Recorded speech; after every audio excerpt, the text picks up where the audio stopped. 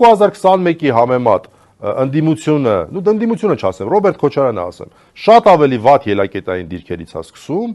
իսկ Նիկոլ Փաշինյանը շատ ավելի լավ ելակետային դիրքերից է սկսում։ Հարց, այդ դեպքում շանսը ո՞րն է մեր։ Այդ անձի ռեյտինգն է նվազել այս ընթացքում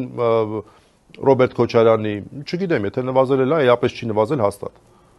Հա, Նիկոլ Փաշինյանի անտիռեյտինգը վստահաբար շատացել է, բայց Ռոբերտ Քոչարյանի անտիռեյտինգն էլ այնքան է, որ լրիվ համադրելի է, էլի, ցավոք սրտի դա տենց է, նորից ասեմ, դա իրականում արդար չի, դա այլ արդար չի։ Հա, բայց սենց ուր են գնում, ինպես մարդիկ, ինչ հույսով պետքա նայեն լավատեսությամբ 2026 թվականին։ Այո, մենք 21 թվականին, երբ որ այդ ընտրությունները եղան, ճիշտ է, էլի ընդունվեց ազնվորեն, որ երրորդ նախագահը դրան դեմ էր, եւ դա շատ կարեւոր եւ շատ դրական է խոսում